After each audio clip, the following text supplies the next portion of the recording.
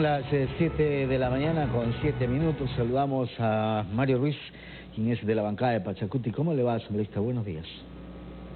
Buenos días. Un saludo cordial y respetuoso a la distinguida audiencia de este prestigioso medio de comunicación. Un abrazo fuerte al pueblo ecuatoriano. Bienvenido. ¿Cuál es la posición que va a tener Pachacuti en torno al juicio político contra el presidente de la República, Guillermo Lasso? Nosotros seguimos valorando, seguimos revisando lo que está pasando en la Comisión de Fiscalización. Todo lo que pasa en la Comisión de Fiscalización y lo que pasó en la Corte Constitucional tiene que valorarse en el juicio político. ¿Cómo anticipar antes de que se valore toda la prueba ya una votación? Hay que valorar todo lo que está pasando en la Comisión de Fiscalización primero. Y segundo, también hay que valorar la cuestión política. ¿Quién se va a subir en el puesto del presidente actual después de que le destituyan al presidente de la República? ¿Cuántos presidentes han caído con movilización, poniendo nuestras organizaciones sociales, Pachacuti, para que después el Partido Social Cristiano se suba al poder con los vicepresidentes y entregue los recursos estratégicos, los recursos naturales del pueblo ecuatoriano a las multinacionales? Esa ha sido la práctica. Y ahora el apuro es ese, no es de que el Ecuador está desangrándose en la delincuencia, de que el pueblo no tiene trabajo, de que no hay salud. No, aquí es de quién está en el poder para entregar los sectores estratégicos, como la telefonía celular, que se va a entregar en este mayo, porque en este mayo se cumplen los 15 años de concesión que se hicieron en mayo del 2008. Entonces se acaba ese contrato de concesión con Claro y Movistar y hay que renegociar para otros 15 años. Y quien esté en el gobierno, quien esté en el poder, va a negociar con esas empresas. Hoy, Lasso. Si no está Lasso, Borrero. ¿Con quiénes? Con quienes le siguen a Borrero los grupos políticos que estén allí. Entonces, para eso nosotros no nos vamos a prestar. Es decir, hay intereses... ¿Quieren los votos Pachacuti? No, señor. Es decir, hay intereses partidistas y personales quizás de algunos que, queriendo estar en el poder, pretendan hacer todo esto que usted señala. Desde luego, y no solo eso, sino llegar a ese espacio para controlar otros órganos de control y dejar en la impunidad actos de corrupción de gobiernos pasados y de políticos que hoy por hoy están sentenciados y están prófugos de la justicia y no regresan al país porque tienen que regresar a pagar cárcel y a pagar los millones de dólares que se perdió o que perdió el Estado por culpa de ellos. Entonces, si es para que eso pase, nosotros no estamos en esa jugada. Si es, en cambio, para que al otro día de la salida de Lasso cambie la política pública, cambie, que exista medicina en los hospitales, que haya seguridad en las calles, que haya préstamos accesibles para los agricultores, que no vayan a militarizar los territorios para defender a las empresas transnacionales mineras. Si es para eso, aquí están los votos de Pachacuti.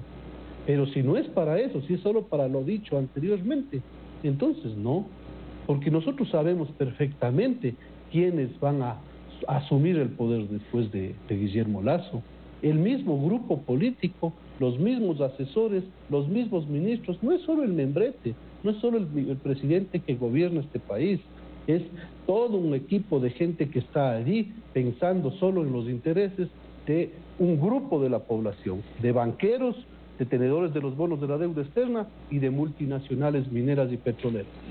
Grupos en los cuales se ha pensado y para quienes se ha gobernado, no solo ahora, en los últimos 30, 40, 50 años. Para ellos han gobernado, para ellos se ha pensado y eso es demostrable con hechos.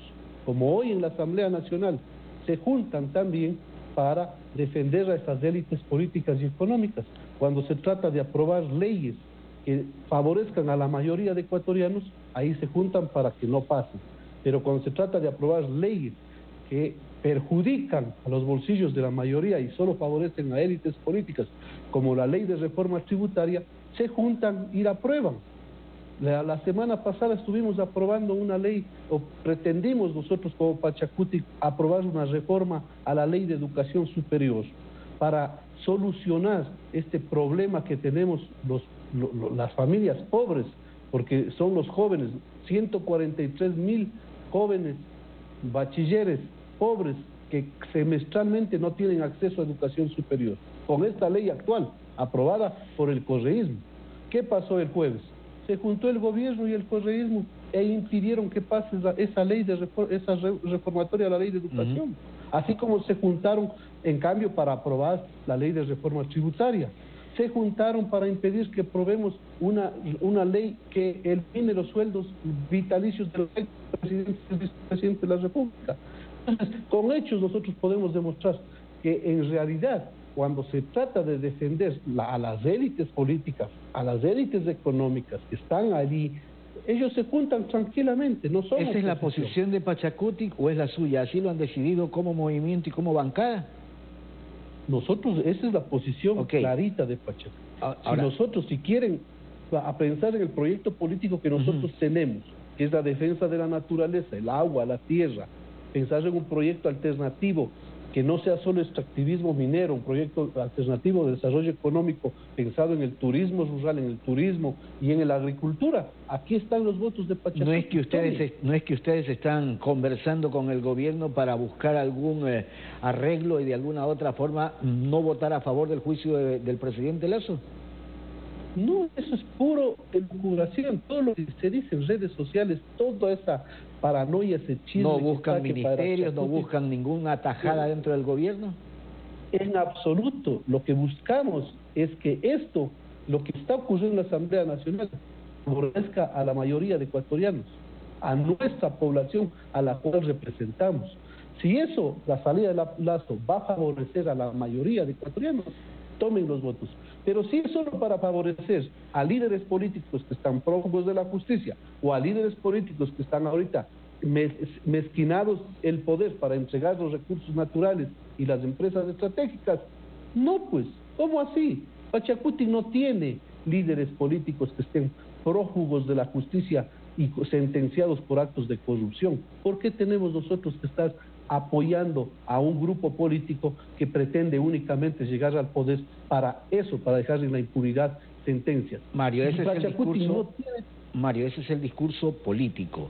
¿Qué pasa si en el informe o en esa valoración que usted señala en el proceso de juicio político encuentran razones y motivos para censurar y destituir al presidente de la República? ¿Qué harán?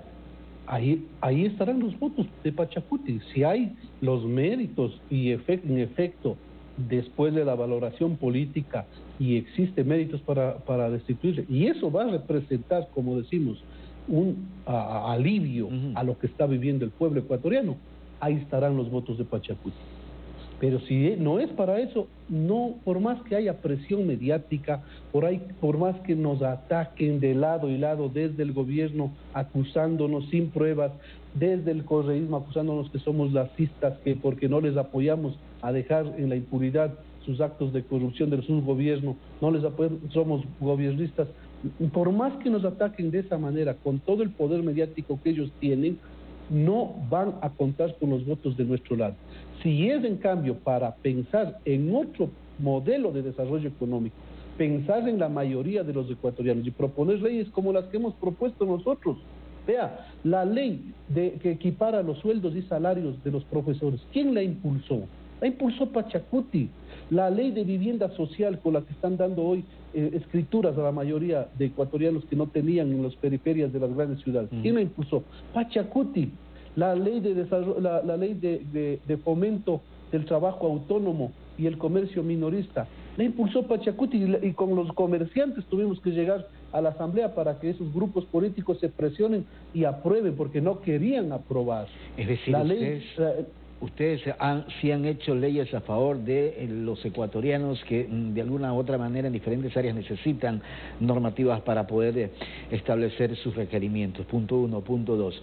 El acuerdo político que se pueda generar, siempre y cuando no sea para seguir en lo mismo, sino para un cambio, entonces Pachacuti ahí estará presente. Así es, siempre.